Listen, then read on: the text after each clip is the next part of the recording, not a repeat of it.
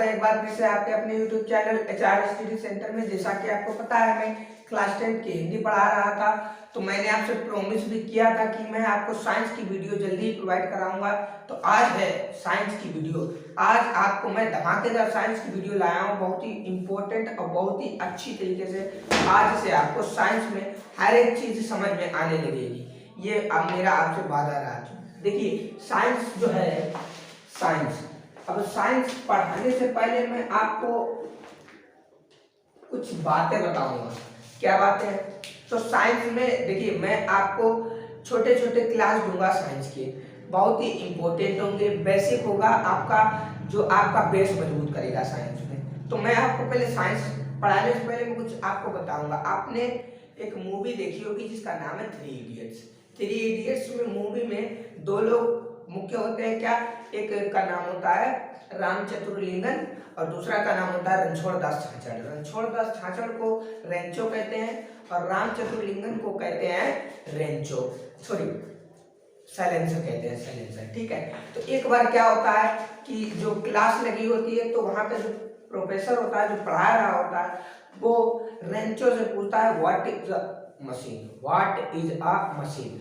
तो what is a machine, machine क्या है, वो पूछता है आमिर खान से, दैट मीन्स रेंचो से। तो रेंचो क्या कहता है? अ machine is anything that reduce human effort. वो एक ही शब्द में मशीन की परिभाषा बता देता है। ठीक है।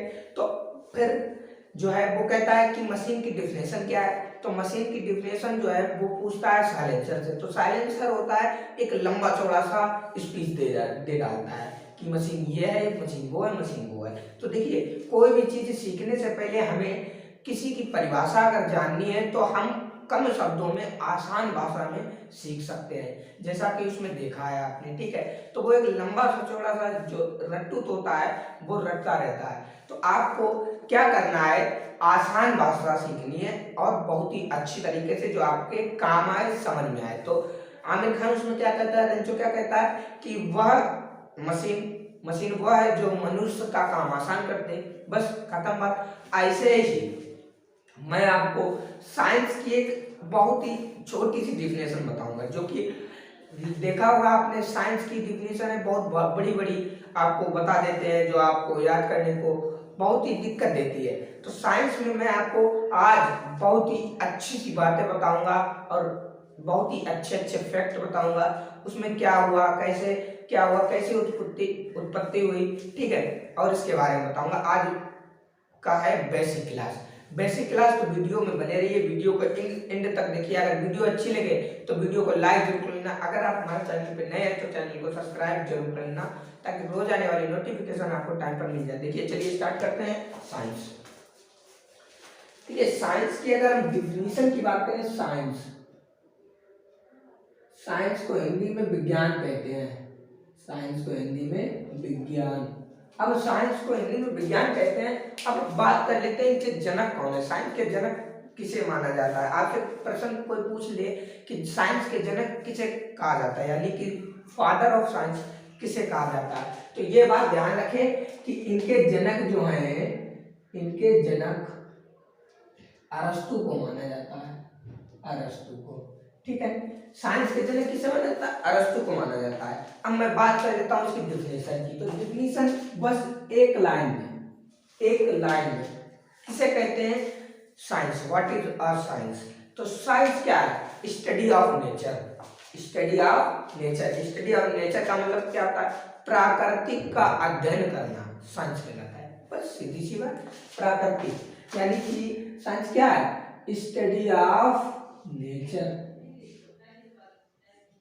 Study of nature. Study of nature का क्या मतलब है? प्राकृतिक का अध्ययन करना। प्राकृतिक का अध्ययन करना। प्राकृतिक का अध्ययन करना क्या कहलाता है? साइंस कहलाता है। ठीक है। इतनी सरल परिभाषा आपको कहीं नहीं मिलेगी। हमारे YouTube चैनल पर आप जुड़े रहिए और अच्छी सी अच्छी तैयारी कीजिए। आज से हम साइंस की जो है बहुत ही मजेदार वीडियो देने वाले हैं। तो देखिए साइंस किसे कहते हैं? Study of nature. Study of nature का मतलब क्या होता है? प्राकृतिक का अध्ययन, यानी कि दुनिया का अध्ययन। जैसा कि ये प्राकृतिक है, दुनिया है, हमारे भगवान ने बनाई है, अल्लाह ने बनाई है, गॉड ने बनाई है। तो इसका अध्ययन करना दोस्तों साइंस कहलाता है। किसका? दुनिया का अध्ययन करना साइंस कहलाता है। जैसे कि देखिए मनुष्य है, मनुष्य किसी का पेट मतलब ऑपरेशन करता है, तो ऑपरेशन करने के पश्चात उसमें वो देखता है कि कौन कौन से अंग कहाँ कहाँ पर होते हैं, जैसे लंग कहाँ है, श्वसन का क्या काम है, हार्ट कहाँ है, उसका काम क्या है, ये सब क्या कहलाता है? साइंस कहलाता है। ये सब बायोलॉजी की कैटेगरी में आता है, ठीक है। ऐसे ही हर चीज किसी का भी अध्ययन करना साइंस कहलाता है। तो स्टडी ऑफ नेचर साइंस कहलाता है। प्राकृतिक का अध्ययन क्या कहलाता है? साइंस कहलाता है। प्राकृतिक का यानी दुनिया के बारे में पढ़ना, कुदरत ने जो बनाया है उसके बारे में पढ़ना, सब कहलाता है साइंस। आप साइंस की परिभाषा, साइंस की डिफिनीशन अच्छी तरह से समझ चुके होंगे। तो देखिए ये साइंस है, साइंस को दो कैटेगरी में बांटा गया है। साइंस को दो कैटेगरी में, एक देखिए होती है नेचुरल साइंस, इसे हिंदी में कहते हैं प्राकृतिक विज्ञान। अच्छे से समझिए, बहुत ही मजेदार ये वीडियो होने वाली है। देखिए साइंस को दो कैटेगरी में बांटा गया है, यानी कि इस क्लासिफिकेशन की बात करें, इसके वर्गीकरण की बात करें तो साइंस को दो भागों में बांटा गया। एक होता है नेचुरल साइंस और एक होता है सोशल साइंस। सोशल साइंस को हिंदी में बोलते हैं सामाजिक विज्ञान। ये देखिए प्राकृतिक विज्ञान है और एक सामाजिक विज्ञान है। ये किस कैटेगरी के? Science category. तो साइंस में दो खंड आए। अब प्राकृतिक विज्ञान में तीन खंड आते हैं। कौन कौन से हैं? पहला देखिए रसायन विज्ञान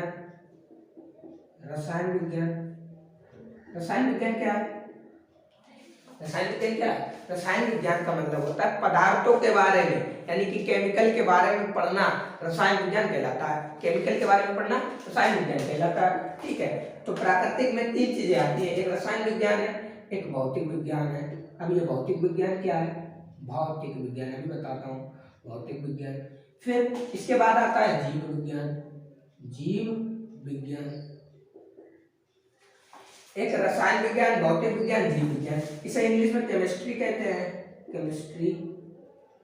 इसे इंग्लिश में फिजिक्स कहते हैं, इसे बायोलॉजी कहते हैं, बायोलॉजी।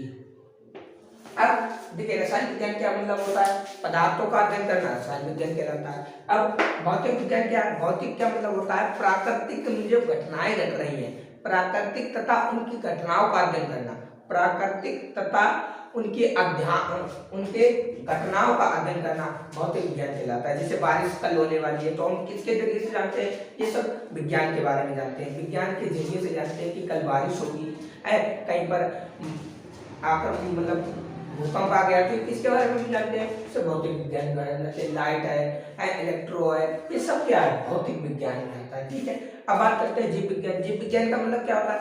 जीव विज्ञान का मतलब होता है सजीवों के लिविंग के बारे में, सजीवों के बारे में अध्ययन करना क्या कहलाता है? जीव विज्ञान। तो देखिए साइंस को दो कैटेगरी में बांटा, नेचुरल साइंस और सोशल साइंस। अब नेचुरल साइंस को भी तीन कैटेगरी में बांटा है। इसकी क्लासिफिकेशन की बात करें तो तीन कैटेगरी में, केमिस्ट्री, फिजिक्स, बायोलॉजी। अब ये सोशल साइंस है। सोशल साइंस को भाई साहब दो भागों में बांटा गया है। कितने भागों में? दो भागों में। तो दो भाग कौन से हैं? देखिए एक होता है साइकोलॉजी यानी कि मनोविज्ञान। आपने सुना है साइकोलॉजी का मतलब होता है मनोविज्ञान। एक तो सोशल साइंस में एक आपको पढ़ना होता है साइकोलॉजी, एक होता है सोशोलॉजी,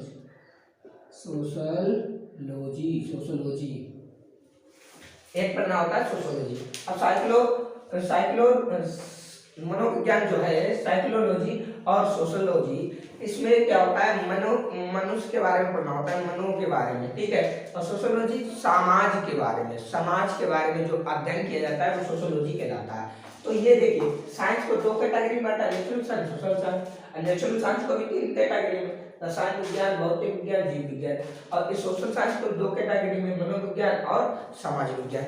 ये हो गए साइंस की कैटेगरी। आई होप कि आप इतना समझ चुके होंगे। हम आपको इस वीडियो लेक्चर में आपको सबसे पहले हम ये पढ़ाएंगे। तो देखिए हमें पढ़ना तो यही होता है, जितने भी साइंस के ग्रुप के स्टूडेंट होते हैं उन्हें पढ़ना होता है नेचुरल साइंस। अब नेचुरल साइंस में 3 कैटेगरी आती है।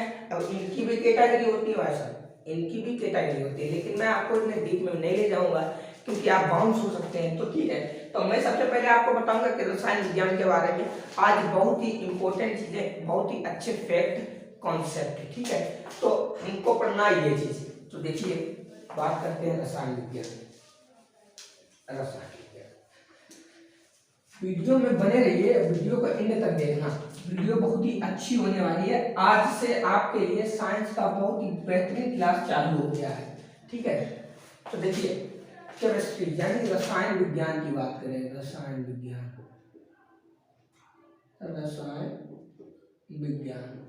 इंग्लिश में क्या कहते हैं इसे? केमिस्ट्री कहते हैं इंग्लिश में, केमिस्ट्री। अब देखिए केमिस्ट्री क्या, पहले इसके थोड़े इतिहास के बारे में जान लेते हैं। केमिस्ट्री का जो है विकास कहाँ से हुआ, तो देखिए सुनिए, ध्यान से सुनिए। केमिस्ट्री का जो विकास हुआ है ये मिस्र देश से हुआ है। कहाँ से भाई साहब? मिस्र देश से, ठीक है। केमिस्ट्री का जो विकास हुआ है वो कहाँ से हुआ? मिस्र देश से हुआ विकास, मिस्र देश से, ध्यान रखना, ठीक है।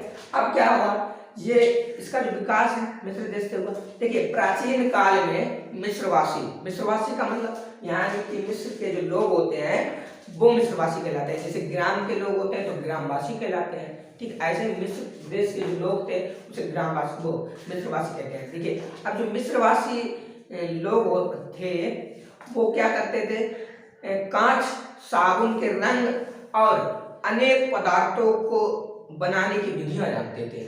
साबुन, रंग, कांच, ये चीज बनाने की अनेक विधियां जानते थे, ठीक, अनेक विधियां जानते थे। और इस काम को क्या कहते थे? केमिया कहते थे। इस काम को क्या कहते हैं? इस काम को केमिया कहते थे, ठीक है। अब ये बात करते हैं रसायन विज्ञान, जिसको इंग्लिश में केमिस्ट्री कहते हैं। इसकी उत्पत्ति कहाँ से हुई? इसकी उत्पत्ति हुई है, यानी कि इसकी उत्पत्ति हुई है मिस्र देश से। मिस्र देश में पाई जाने वाली मिट्टी से, ओहो, मिट्टी से हुई है क्या? हाँ, मिट्टी से हुई है, पाई जाने वाली मिट्टी से हुई है। किससे हुई है? मिट्टी से। मिस्र देश के जो लोग थे वो मिट्टी को केमी कहते थे। क्या कहते थे? केमी। क्या कहते थे? केमी। अब देखिए जो केमिस्ट्री है, केमिस्ट्री जो वर्ड आया है वो केमी शब्द से आया है। केमी का मतलब होता है मिट्टी, ठीक है, मिट्टी। तो इसकी उत्पत्ति कहाँ हुई? मिस्र देश में। मिस्र देश में कैसे हुई? मिस्र देश में पाई जाने वाली मिट्टी से इसका नाम केमिस्ट्री रखा गया है। आई होप कि आप समझ चुके होंगे केमिस्ट्री का। मैंने बहुत ही छोटा सा, बहुत ही कम आपको इसका इतिहास बताया। इसका इतिहास आप बहुत ही अच्छे से पढ़ना चाहें तो आप गूगल पे सर्च कर सकते हैं क्या पढ़ना है, ठीक है। तो ये जो थी बहुत ही छोटी सी बात थी। अब हम बात करते हैं केमिस्ट्री के बारे में, क्या पढ़ना है केमिस्ट्री में, शुरुआत कैसे करें। केमिस्ट्री समझ में नहीं आती हमारे, ठीक है। तो केमिस्ट्री में कहाँ से शुरुआत करें, कैसे करें कि आपको केमिस्ट्री समझ में आ जाए। तो देखिए केमिस्ट्री के बारे में बात करते हैं तो केमिस्ट्री में भाषा आपको सबसे पहली चीज पढ़नी है पदार्थ। क्या पढ़नी है? पदार्थ। आपको पदार्थ जो है किससे मिलकर बनता है? अणुओं से मिलकर बना होता है, अणुओं से, ठीक है, मॉलिक्यूल से मिलकर बना होता है। पदार्थ किससे मिलकर बना होता है? पदार्थ अणु से मिलकर बना होता है। अब भाई साहब ये अणु किससे मिलकर बने होते हैं? अणु भाई साहब परमाणु से मिलकर बने होते हैं। किससे? परमाणु। देखिए पदार्थ किससे मिलकर बना? अणु से। अणु किससे मिलकर बना? परमाणु से। अब परमाणु में क्या क्या आ जाता है? इलेक्ट्रॉन आ जाता है, प्रोटॉन आ जाता है और न्यूट्रॉन आ जाता है। क्या क्या आ जाता है? यानी कि ये सब चीज मिलाने के बाद पदार्थ का निर्माण होता है, ठीक है। इतनी बात समझ गए। अब बात करते हैं, देखिए हेडिंग लगाइए पदार्थ क्या है। पदार्थ, हेडिंग लगाइए पदार्थ। आज मैं आपको बहुत ही डिटेल से पढ़ाऊंगा पदार्थ के बारे में। पदार्थ का जो वीडियो लेक्चर है वो 2 पार्ट में होगा, ठीक है, क्योंकि ये बड़ा टॉपिक है पदार्थ। अब देखिए पदार्थ है, पदार्थ को यहाँ पर एक बात समझिए, आप हमेशा कंफ्यूज रहते हैं, ये द्रव और ये द्रव में अंतर क्या है, व्हाट इज द डिफरेंट, ठीक है। तो इनमें इसमें अंतर क्या है, ये द्रव का मतलब होता है पदार्थ, भाई साहब ये द्रव का मतलब पदार्थ, इसका इंग्लिश में कहते हैं मेटर, और ये द्रव का मतलब होता है ये एक पदार्थ की अवस्था है भाई साहब, पदार्थ की अवस्था है, स्टेट ऑफ मेटर, पदार्थ की अवस्था है, पदार्थ की अवस्था है। तो इसमें आपको कंफ्यूजन मत होइए, इसे कहते हैं द्रव्य और इसे कहते हैं द्रव, इसमें आधा बा लगा है, इसमें पूरा बा है, तो इसे पदार्थ की अवस्था कहते हैं और इसे पदार्थ ही कहते हैं, यानी कि द्रव्य को क्या कहते हैं, द्रव्य को पदार्थ कहते हैं, ठीक है। अब देखिए पदार्थ को इंग्लिश में मेटर कहते हैं, मेटर, पदार्थ को इंग्लिश में मेटर कहते हैं। अब पदार्थ है क्या, पदार्थ क्या है, बहुत ही आसान भाषा में मैं आपको बताऊंगा पदार्थ क्या है। देखिए दुनिया की हर वह वस्तु जिसमें कुछ वजन होता है, तथा जो कुछ स्थान घेरती है, जिसमें कुछ वजन होता है, जो कुछ स्थान घेरती है, और जिसे हम अपनी 5 ज्ञानेंद्रियों से पता लगा सकते हैं, महसूस कर सकते हैं, उसे पदार्थ कहते हैं।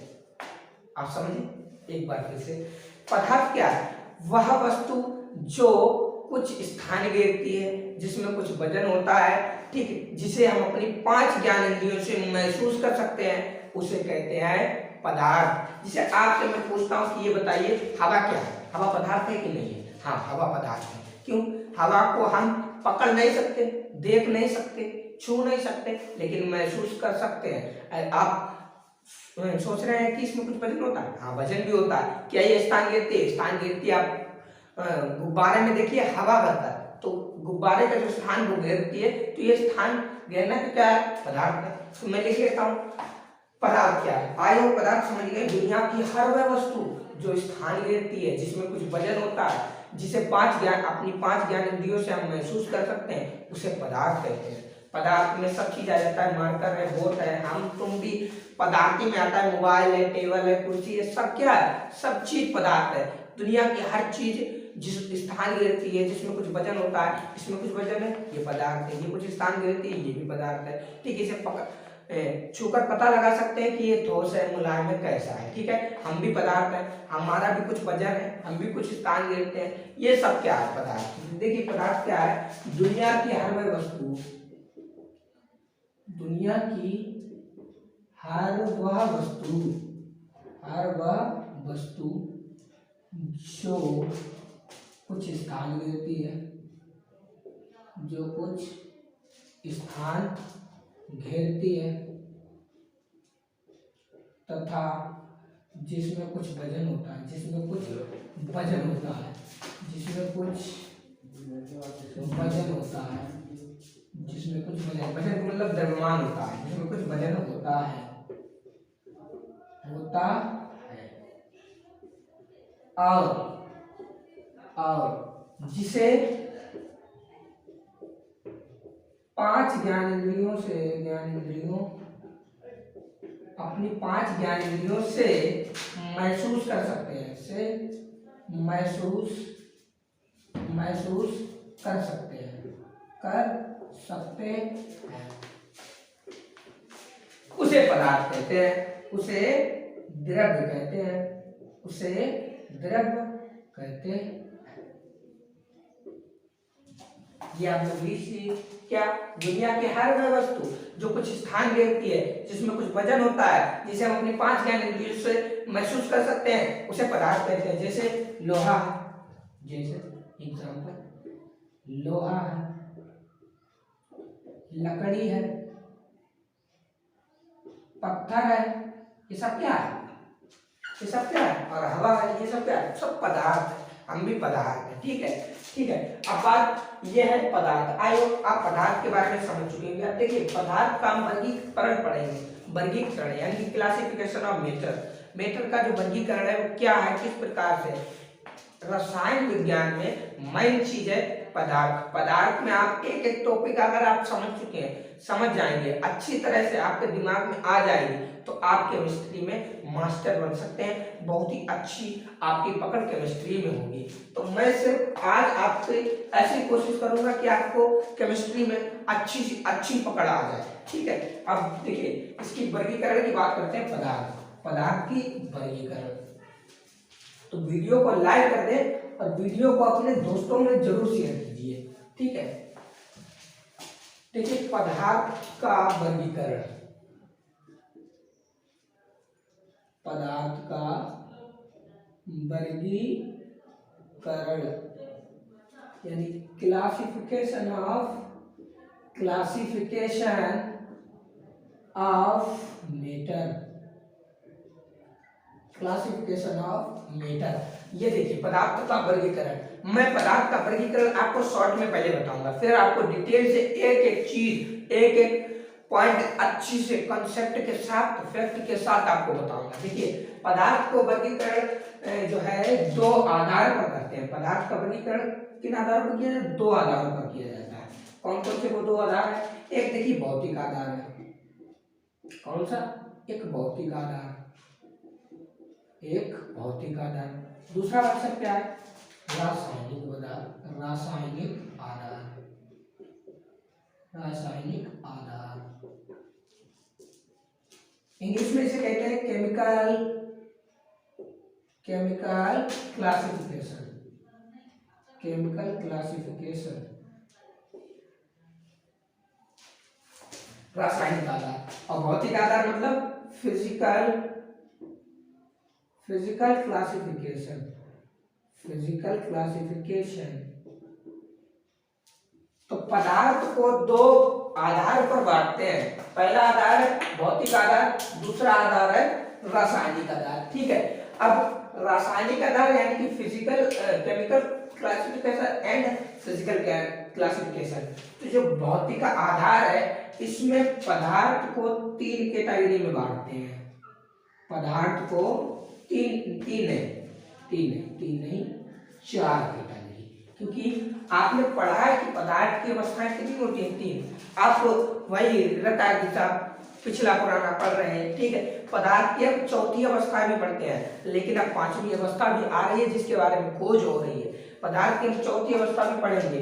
क्या आती है चौथी अवस्था?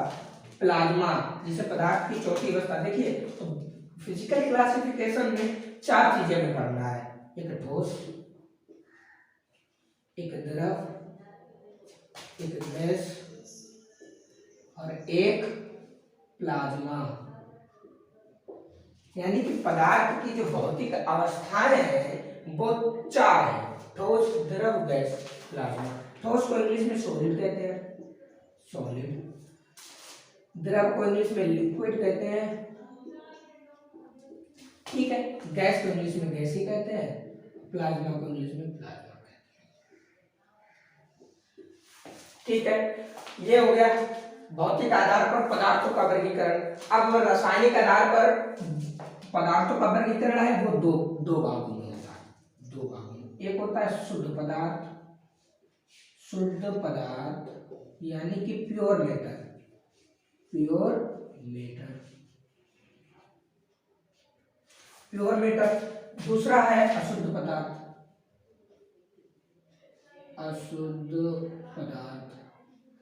भाई साहब अशुद्ध पदार्थ को मिश्रण कहते हैं, अशुद्ध पदार्थ को मिश्रण कहते हैं, ठीक है। अशुद्ध पदार्थ को क्या कहते हैं? मिश्रण। अब बात कर लेते हैं, ये चीज आपने लिख ली, आप लिख लीजिए, ठीक है। अब बात करते हैं रासायनिक आधार पर। जो रासायनिक आधार की बात कर लेते हैं, सही से बोर्ड में इधर रखा है। रासायनिक आधार यानी कि केमिकल क्लासिफिकेशन,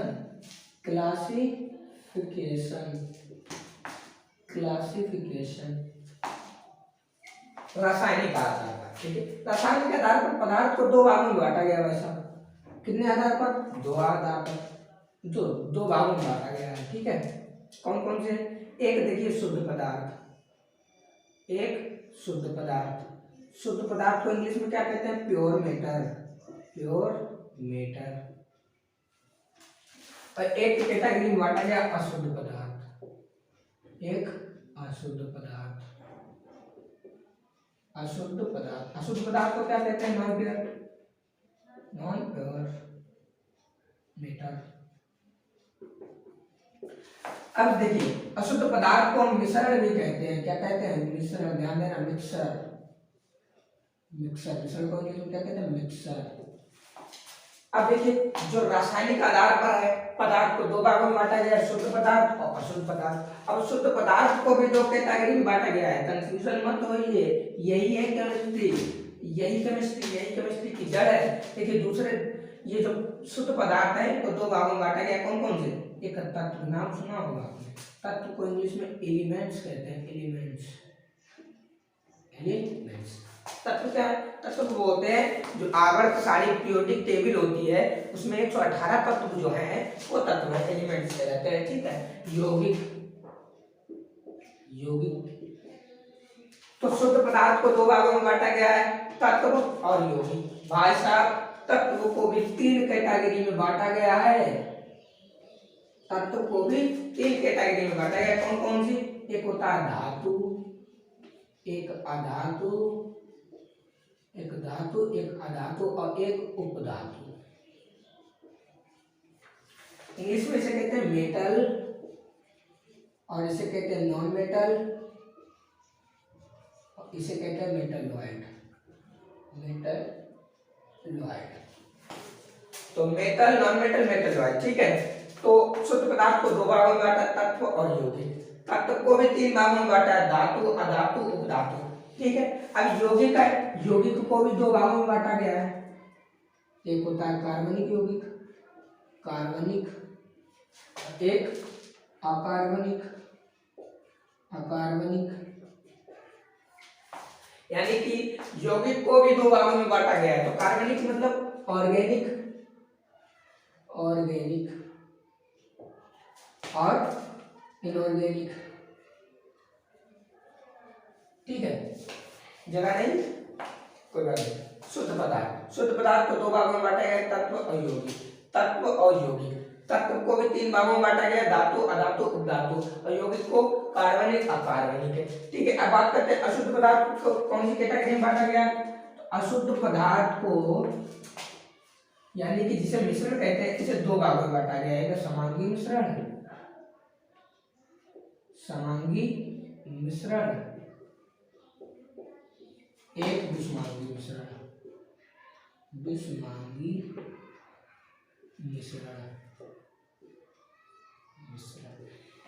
समांगी मिश्रण को इंग्लिश में कहते हैं होमोजीनियस, होमोजीनियस मिक्सचर। शॉर्ट में लिख दिया है होमोजीनियस मिक्सचर। और विषमांगी को हेट्रोजीनियस, हेट्रोजीनियस मिक्सचर। तो ये कैटेगरी है पूरे रासायनिक आधार पर और भौतिक आधार पर। मैंने अभी नेक्स्ट बताया। तो भौतिक आधार पर चार अवस्थाएं में पढ़नी है और रासायनिक आधार पर दो पढ़नी है, शुद्ध अशुद्ध। शुद्ध अशुद्ध। अशुद्ध में क्या क्या पढ़ना है? तत्व पढ़ना है, तत्व पढ़ना है, यौगिक पढ़ना है। ठीक है। और फिर तत्व में क्या पढ़ना है? धातु पढ़ना है, अधातु पढ़ना है, उपधातु पढ़ना है। फिर यौगिक में क्या पढ़ना है? कार्बनिक यौगिक, अकार्बनिक यौगिक। ठीक है। फिर अशुद्ध में क्या, अशुद्ध पदार्थ में क्या पढ़ना है? समांगी मिश्रण पढ़ना है, विषमांगी मिश्रण पढ़ना है, यानी होमोजीनियस मिक्सचर और हेट्रोजीनियस मिक्सचर है। इसमें एलिमेंट्स और कंपाउंड, कंपाउंड, ये चीज है, ये आपको पता होनी चाहिए। तो आप केमिस्ट्री पर थोड़ी सी पकड़ बना सकते हैं, थोड़ी। फिर इसे पढ़ाने के बाद मैं आपको पढ़ाऊंगा फिर आपको एटॉमिक स्ट्रक्चर, परमाणु की संरचना। उसमें आपको पढ़ाऊंगा कि इलेक्ट्रॉनिक विन्यास कैसे निकालते हैं, परमाणु भार क्या होते हैं, परमाणु के मान क्या होते हैं। बहुत ही अच्छी से आपको पढ़ाऊंगा, आपके दिमाग में एकदम आ जाएगी। ठीक है। तो इसे आप लिख लीजिए और अच्छा सा नोट सुनाइए। आज जो हम बात करेंगे वो क्या है?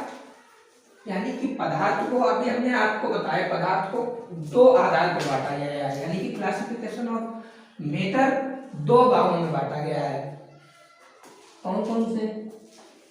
एक अभी हमने बताया आपको, पदार्थ को कितने भागों में बांटा गया? दो भागों, दो प्रकार से वर्गीकृत किया गया, दो प्रकार से वर्गीकृत करते हैं, वर्गीकृत करते हैं। अच्छे से नोट्स बनाइए भैया, अच्छे से, ठीक है। अब कौन कौन से दो है? तो दो हमने बताया भी आपको, एक है भौतिक आधार, एक भौतिक आधार, भौतिक आधार, भौतिक आधार यानी कि physical, physical classification, physical classification. दूसरा क्या है? दूसरा भी हमने आपको बताया कि रासायनिक आधार, रासायनिक आधार, रासायनिक आधार। रासायनिक आधार को इंग्लिश में क्या कहते हैं? Chemical classification, chemical classification, classification, ठीक है। तो पदार्थ को दो भागों में बांटा, भौतिक आधार पर और रासायनिक आधार पर। आज मैं आपको पढ़ाऊंगा भौतिक आधार पर। तो भौतिक आधार पर, भौतिक आधार पर पदार्थों का वर्गीकरण, भौतिक आधार, भौतिक आधार पर। आपको पता है कि भौतिक आधार पर भी कितनी अवस्थाएं हमने पढ़ी है पदार्थ की? चार। एक ठोस, इंग्लिश में बोलते हैं सॉलिड, बी द्रव, इंग्लिश में बोलते हैं लिक्विड, ठीक है। सी गैस, इंग्लिश में बोलते हैं गैस। चौथी डी क्या है? प्लाज्मा, प्लाज्मा, प्लाज्मा, ठीक है। तो भौतिक आधार पर आज की वीडियो में हम इन पर डिस्कस करेंगे। आपको इन्हें ठोस, द्रव, गैस और प्लाज्मा को बहुत ही अच्छी से पढ़ाऊंगा और अच्छे कॉन्सेप्ट बताऊंगा, क्या है ठोस, क्या द्रव, क्या गैस और क्या प्लाज्मा। तो वीडियो में बने रहिए और आप अच्छे से नोट्स बना लीजिए। तो पहली हेडिंग लगाइए ठोस, दैट मींस सॉलिड। पहली हेडिंग लगाइए ठोस। क्या होता है ठोस? ठोस, देखिए ठोस की बात करें अगर, ठोस, ठोस बोले तो सॉलिड, अक्खा सॉलिड आता है, क्या कहते हैं? सॉलिड। अब सॉलिड क्या होता है? देखिए वे पदार्थ जिनका आकार, आयतन दोनों निश्चित होते हैं। क्या? आकार, आयतन दोनों निश्चित होते हैं, उसे कहते हैं ठोस। देखिए जिस मार्कर है, ये मार्कर है, तो इसका आकार ऐसा है तो ऐसे रहेगा, आप इसमें कोई परिवर्तन नहीं ला सकते हैं, ठीक है। अब बिना बल लगाए, बिना बल लगाए तो इंसान पर भी आप परिवर्तन अपना कर सकते हैं। तो देखिए ये आकार है, इसका आकार ऐसे रहेगा। ये जितने वजन का है यानी कि उतने वजन का रहेगा, इसे कम नहीं कर सकते आप, ठीक है। इसका आकार और आयतन दोनों निश्चित है, इसका आकार और आयतन दोनों निश्चित है। जैसे टेबल है, टेबल का आकार आयतन दोनों निश्चित है। पत्थर है, पत्थर का भी आकार आयतन दोनों निश्चित है। तो पदार्थ के ठोस किसे कहते हैं? वे पदार्थ, वे पदार्थ जिनका आकार, जिनका आकार तथा आयतन, तथा आयतन यानी वॉल्यूम तथा आयतन दोनों निश्चित होते हैं, दोनों निश्चित रहते हैं, दोनों निश्चित रहते हैं, उसे ठोस कहते हैं, उसे ठोस कहते हैं, ठोस कहते हैं। जैसे जैसे जैसे जैसे लकड़ी है, ठोस होती है, हाँ। लोहा है, हाँ ठोस है। पत्थर है, हाँ पत्थर भी ठोस है। आदि बहुत सारी चीजें हैं जो ठोस है, ठीक है। तो वे पदार्थ जिनका आकार तथा आयतन दोनों निश्चित होता है वो ठोस कहलाते हैं। जैसे लकड़ी है, लोहा है, पत्थर है। अब बात करते हैं, देखिए जो ठोस होता है इसका स्ट्रक्चर कुछ इस प्रकार होता है। ठोस में क्या होते हैं? अवयवी कण होते हैं, अवयवी कण का मतलब क्या होता है, जिसमें अणु हो, परमाणु हो, आयन हो, वो अवयवी कण होते हैं। ठीक है, तो ये देखिए इस प्रकार से कुछ ठोस की व्यवस्था पाई जाती है। ठोस में ये व्यवस्था होती है ठोस की। ये इस प्रकार की संरचना बनती है ठोस की। तो देखिए ये जो कण है, ये कण एक दूसरे में आपस में एक बल लगाते हैं, जिसे अंतरा आणविक बल कहते हैं। क्या लगाते हैं? बल लगाते हैं। क्या कहते हैं जिसे? अंतरा आणविक बल। अंतरा आणविक बल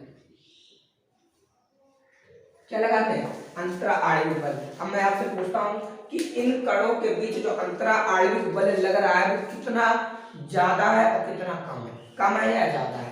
ठीक है, तो इसके बीच में जो अंतरा आणविक, देखिए इन कणों पर व्यवस्था बहुत ही पास होते हैं। ये कण बहुत ही पास होते हैं, यानी कि इसमें अंतरा आणविक बल बहुत ज्यादा लगेगा। कैसा लगेगा? बहुत ही ज्यादा लगेगा। तो यानी कि इसमें अंतरा आणविक बल कैसा होगा? बहुत ही उच्चतम होगा। उच्चतम का मतलब बहुत ही ज्यादा होगा। उच्चतम का मतलब बहुत ही ज्यादा होगा। ठीक है, तो आप समझ गए कि अंतराणविक बल क्या है, कि इन कणों के बीच एक बल लगता है जिसे अंतराणविक बल कहते हैं, और ये बल ठोसों में बहुत ही ज्यादा लगता है। ठीक है, अब ऐसी एक चीज और है क्या, कि अंतराणविक दूरी। आणविक दूरी। अब देखिए अंतराणविक दूरी, एक कण ये है और एक कण ये है, तो इस कण और इस कण में कितनी दूरी है भाई? इस कण के बीच और इस कण के बीच कितनी दूरी है? बहुत ही कम दूरी होती है। ठोसों में बहुत दूरी कम होती है। तो अंतराणविक दूरी कैसी होगी? बहुत ही निम्नतम होगी। निम्नतम होगी। कैसी होगी? निम्नतम, बहुत ही कम होगी। बहुत ही कम होगी। ये जो है ये ठोस है। तो ठोस क्या है? वे पदार्थ जिनका आकार तथा आयतन दोनों निश्चित रहता है, वो ठोस होते हैं। और ठोस की संरचना ऐसी होती है, तो उसमें अवयवी कण बहुत ही पास एकदम सटीक, बहुत ही पैकिंग, क्लोज पैकिंग में होते हैं। ठीक है, तो ये जो मॉलिक्यूल होते हैं कि बहुत ही पास होते हैं। इसमें देखिए अंतराणविक बल बहुत ही ज्यादा लगता है, तभी तो ये ठोस होते हैं। अंतराणविक बल के कारण ये ठोस होते हैं, क्योंकि इनके पास अणुओं की ऐसी व्यवस्था होती है जो बहुत ही एक दूसरे को दबाए रखते हैं, अट्रैक्शन करते हैं। ऐसे ही अंतराणविक दूरी है। अंतराणविक दूरी यानी कि जो अवयवी कणों के बीच की दूरी है उसे अंतराणविक दूरी कहते हैं। तो कणों के बीच जो अंतराणविक दूरी है वो कितनी होती है? बहुत ही कम होती है, बहुत ही न्यूनतम होती है, बहुत ही कम होती है। ठीक है, तो ये जो है ये ठोस हो गया। अब बात करते हैं क्या? अब बात करते हैं द्रव। क्या होता है द्रव? लिक्विड। आसान भाषा में समझिए, रटना नहीं है।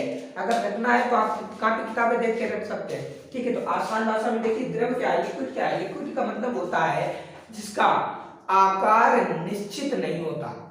आयतन तो निश्चित है, आकार निश्चित नहीं होगा। जैसे कि दूध ले लीजिए आप, अगर आपने किसी से 2 लीटर दूध लिया तो 2 लीटर दूध आप अगर भगोने में डालेंगे, जैसे कि आपने मग्गे में 2 लीटर दूध लिया, ठीक है, 2 लीटर दूध लिया, आपने जाकर घर पर उसे भगोने में डाल दिया, तो वो दूध जो है उसका आकार कैसा हो जाएगा?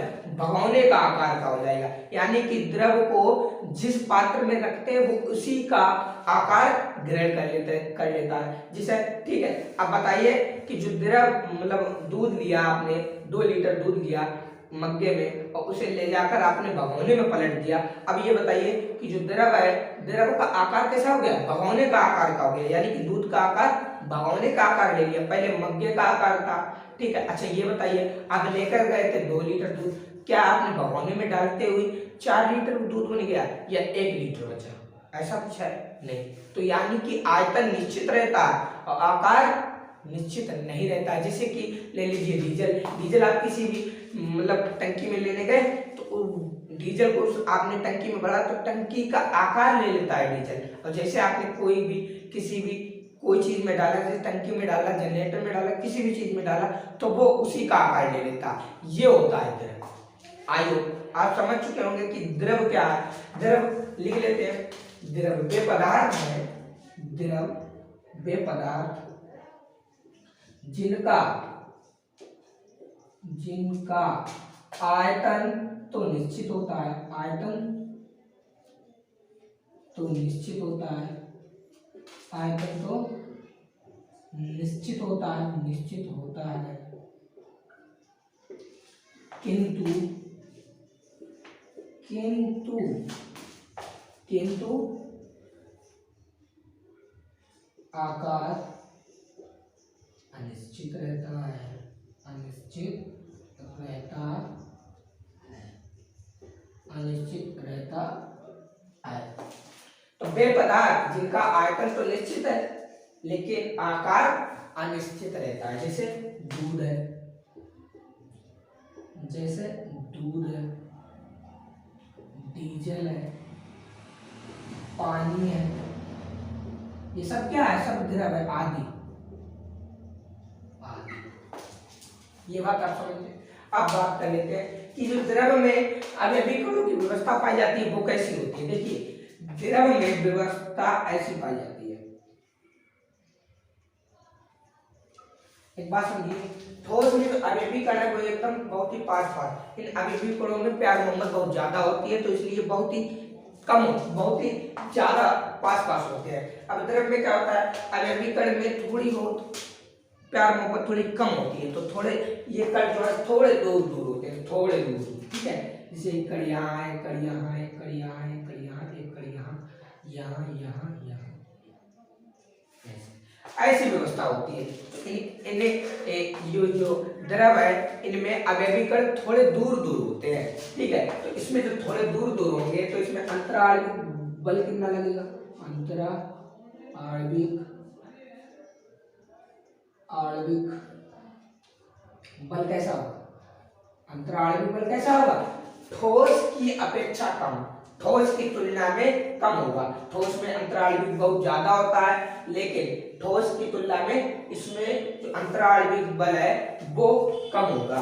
तो ठोस की तुलना में कम, ठोसों की तुलना में कम, ठोसों की तुलना में कम, ठीक है। अच्छा अब बात कर लेते हैं इसके अंतराणविक दूरी। अंतराणविक दूरी क्या, अब देखिए अंतराणविक दूरी, अंतराणविक दूरी,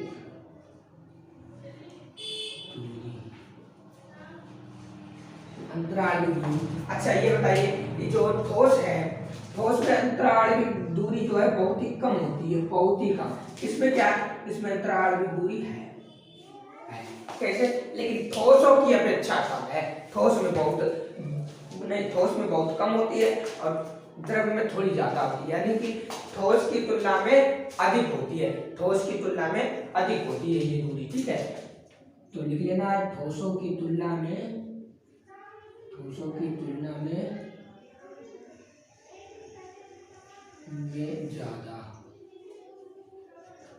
ठोसों की तुलना में ज्यादा, यानी कि देखिए अंतराणविक बल जो ठोस में है वो बहुत उच्चतम है, ज्यादा है, बहुत ही ज्यादा है। ये देखिए कण जो है बहुत ही पास है, तो ठोसों में अंतराणविक बल बहुत कम है, लेकिन द्रव में क्या है, अंतराणविक बल ठोसों की तुलना में कम है, इसमें ज्यादा बल लगता है, इसमें दूर लगता है क्योंकि ये इसके अभिविकर्ण दूर है, ठीक है।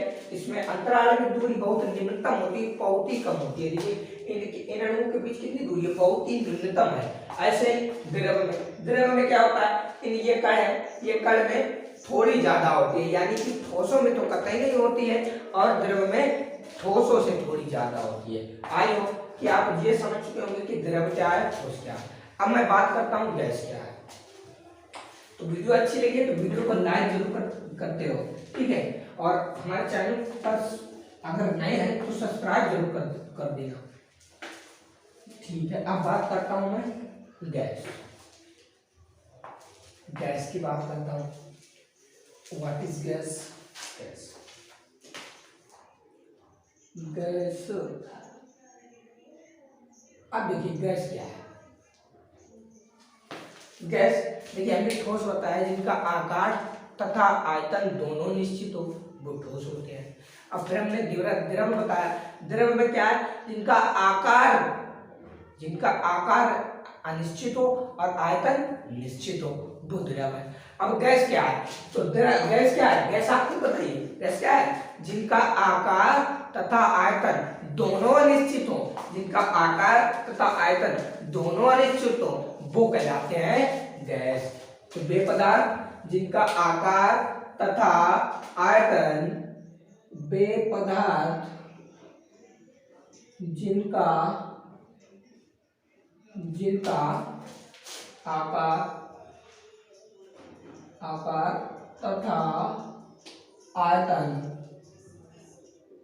तथा आयतन दोनों अनिश्चित होते हैं, अनिश्चित होते हैं, उसे गैस कहते हैं,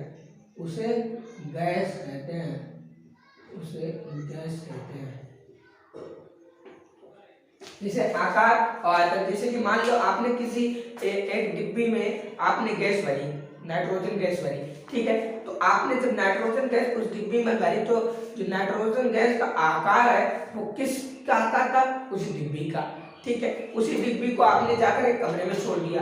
उस कमरे में छोड़ने के बाद क्या हुआ? उसका आकार कमरे का आकार ले लिया, यानी कि जो डिब्बी आकार थी वो किसके आकार की हो गई? कमरे के आकार की हो गई। इसलिए इसका आकार निश्चित नहीं होता है। और ऐसे ही आयतन में आपने मान लो कितने भी ग्राम गैस भरी है, ठीक है। तो गैस भरी है, आपको कमरे में छोड़ने के बाद वो मिलेगी नहीं, सब गायब हो जाएगी। तो इसका भी आयतन निश्चित नहीं होता। जैसे हवा है, ठीक है। जैसे में हवा लिख लीजिए, नाइट्रोजन लिख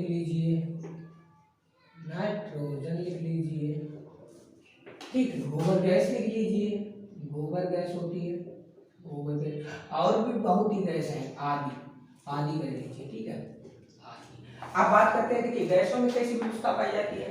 गैस में कैसी व्यवस्था पाई जाती है, देखिए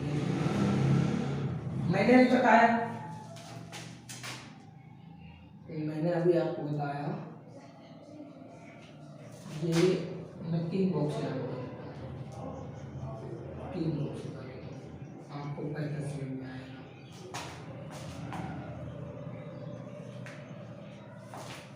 मान लीजिए ठोस का डब्बा है, ये द्रव है और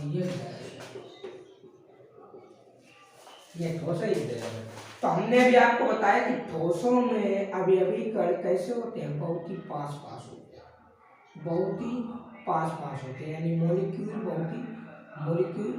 पार्टिकल्स बहुत ही पास होते हैं, ठीक है। तो इसके जो ठोस है, ठोस के अवयवी कण बहुत ही पास होते हैं।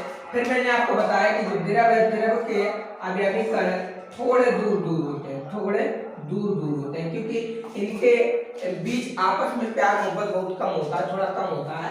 इसमें थोड़ा बहुत ज्यादा होता है और इसमें कम होता है। तो ये इनके अवयवी कण बहुत दूर होते हैं, ठीक है। अब गैस में क्या होता है? अवयवी कण बहुत ही ज्यादा दूर होते हैं। एक अगर हिंदुस्तान में है तो एक पाकिस्तान में होगा, समझ लो। तो इसमें बहुत ज्यादा होता है, इसमें थोड़ा कम होता है और इसमें बहुत ही ज्यादा कम होता है, बहुत ही ज्यादा, क्योंकि इसमें ज्यादा कर नहीं पाए, तभी तो ये गैस उड़ जाती है, ठीक है। तो क्या है इसमें गैस में? अगर इसमें अंतराणविक बल बताया, जैसे कि देखिए ठोस में अंतराणविक बल, अंतराणविक बल कैसी है? ठोस में बहुत ही ज्यादा है, उच्चतम है।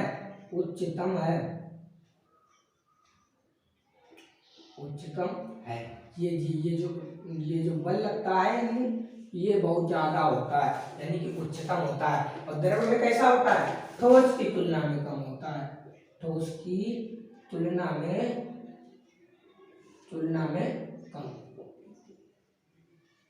कहता है कैसा होता है? ठोस की तुलना में कम होता है, कि क्या? अंतराणविक बल है, ठीक। और गैस में क्या होता है?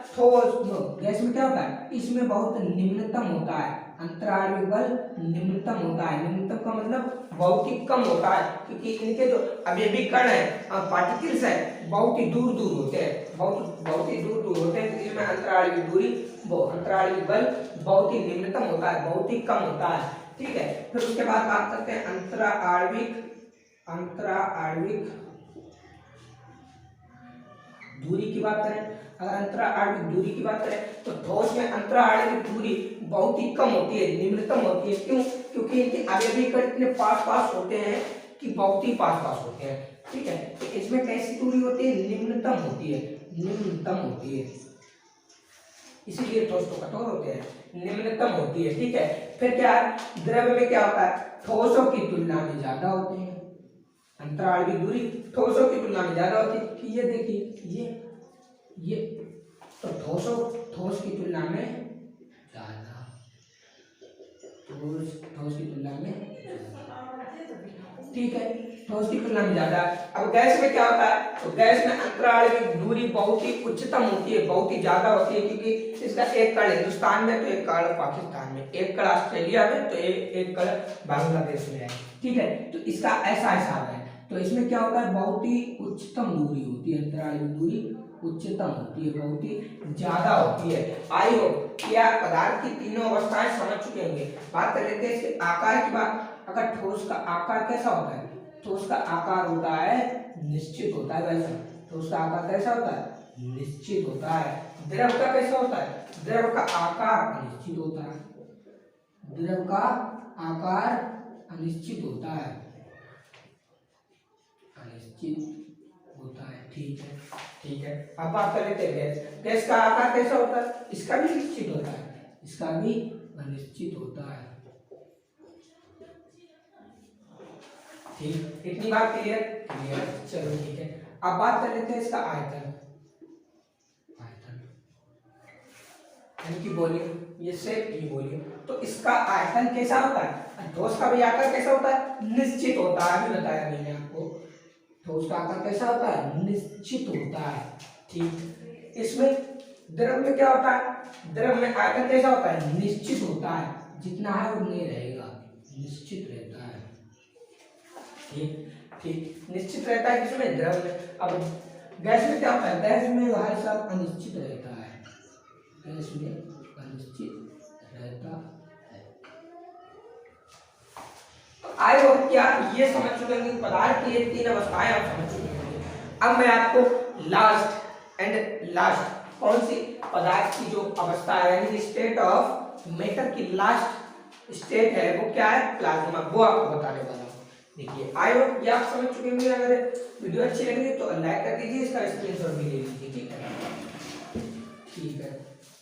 अब बात करते हैं लास्ट चीज, और लास्ट चीज पढ़ाने के बाद आज की वीडियो यहीं तक एंड रहेगी।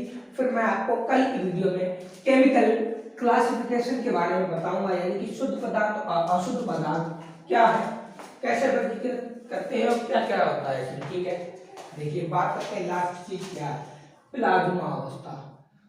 प्लाज्मा अवस्था, प्लाज्मा अवस्था।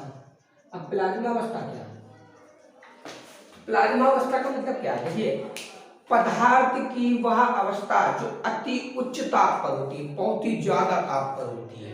क्या, मुझे क्या बताया, पदार्थ की वह अवस्था जो अति उच्च ताप पर होती है, प्लाज्मा अवस्था कहलाती है। जैसे जैसे जैसे जैसे जैसे जो सूर्य से ऊष्मा निकलती है वो सीधी प्लाज्मा अवस्था में होती है। और इसका तापमान कितना होता है, प्लाज्मा का तापमान कितना होता है भैया, तापमान इसका कितना होता है, 18,000 केल्विन से ज्यादा होता है, 18,000 केल्विन से ज्यादा होता है। सूर्य से प्रकाश की किरणें आती हैं वो सीधी डायरेक्ट प्लाज्मा अवस्था में आती है। लेकिन अगर ये प्लाज्मा अवस्था डायरेक्ट, ये सूर्य की जो ऊष्मा है वो डायरेक्ट प्लाज्मा अवस्था में आए तो हमारे शरीर पर पड़ते ही शरीर राख हो जाएगा, बहुत ही जल जाएगा, क्योंकि इसका तापमान बहुत ज्यादा होता है। फिर क्या होता है, फिर क्या होता है, जो सूर्य से आने वाली ऊष्मा होती है इसके बीच में एक परत लगी होती है, परत, ओजोन परत। ओजोन परत सर ये किरणें हैं जो छन छन कर आती है, छन छन कर आती है, बहुत ही कम आती है, निम्नतम आती है। ठीक है, फिर भी हम लोगों को इतना टेम्परेचर लगता है, तापमान लगता है, बहुत ही ज्यादा गर्मी लगती है। तो ये पदार्थ की प्लाज्मा अवस्था होती है। ठीक है, एक बार ये हो गया। और एक दूसरा एग्जांपल इसका मैं बताऊं तो आपने अगर ज्वालामुखी देखी है फटते हुए, तो ज्वालामुखी फटती है, ज्वालामुखी फटने पर जो लावा निकलता है, ज्वालामुखी जो फटने पर लावा निकलता है वो डायरेक्ट प्लाज्मा अवस्था में होता है। ठीक है, प्लाज्मा अवस्था में लिख लेते हैं इसकी बात। प्लाज्मा अवस्था यानी कि पदार्थ की वह अवस्था, पदार्थ की वह अवस्था जो अति उच्च ताप पर, जो अति उच्च ताप पर होती है, उच्च ताप पर होती है। पदार्थ की वह अवस्था जो अति उच्च ताप पर होती है, पदार्थ की वह अवस्था जो अति उच्च ताप पर होती है प्लाज्मा अवस्था कहलाती है। प्लाज्मा अवस्था कहलाती है। प्लाज्मा अवस्था कहलाती है। ठीक है, जैसे जैसे जैसे में आप देख लीजिए, सूर्य से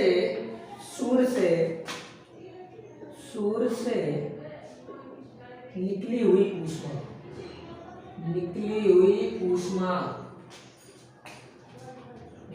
ऊष्मा को प्लाज्मा अवस्था कहते हैं। सूर्य से निकली हुई ऊष्मा को क्या कहते हैं? प्लाज्मा अवस्था कहते हैं। ठीक है, दूसरा ज्वालामुखी फटने से जो लावा निकलता है, ज्वालामुखी फटने पर जो लावा निकलता है,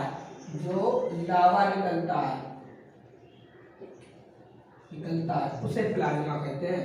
उसे प्लाज्मा कहते हैं। ठीक है, उसे प्लाज्मा कहते हैं। ये है प्लाज्मा अवस्था। आई होप कि आप प्लाज्मा अवस्था जान चुके होंगे। और प्लाज्मा अवस्था का तापमान कितना होता है? आपसे पेपर में पूछ लेता है कि बताइए प्लाज्मा अवस्था का तापमान कितना होता है। तो प्लाज्मा अवस्था का तापमान होता है 8000 केल्विन से ज्यादा। 8000 केल्विन से ज्यादा। तो मैंने आज की वीडियो में भौतिक आधार पर जो वर्गीकरण बताया, ठोस, द्रव, गैस, प्लाज्मा, ये आपको चारों अवस्थाएं बहुत ही डिटेल में आपको पढ़ाई। ठीक है, अब जो कल की वीडियो है वो रासायनिक आधार पर यानी कि केमिकल क्लासिफिकेशन पर pure matter and non pure matter that is mixer के बारे में मैं आपको बताऊंगा। तो आई होप कि आज की वीडियो आपको बहुत ही ज्यादा पसंद आई होगी। ये जो वीडियो है क्लास 10th 11 कोई भी एग्जाम से रिलेटेड आप हो तो आप ये वीडियो देख सकते हो, ना कि ये 10th वालों के लिए या 11th वाले या 9th वाले के लिए। आप कोई भी एग्जाम की तैयारी कर रहे हैं तो ये वीडियो आपके लिए बहुत ही यूजफुल है। तो मैं आप क्या करने वाला हूँ कि आपको धीरे धीरे छोटी से छोटी वीडियो लाऊंगा और उसमें अच्छे से अच्छे आपको केमिस्ट्री की, फिजिक्स की, बायो की अच्छे से अच्छी तैयारी कराऊंगा। ठीक है, तो कल की वीडियो में मिलते हैं। कल की वीडियो में आएगा रासायनिक आधार। तो अगर वीडियो अच्छी लगी तो वीडियो को लाइक कर लें और आप हमारे चैनल पर नए हैं तो चैनल को सब्सक्राइब कर लें। जय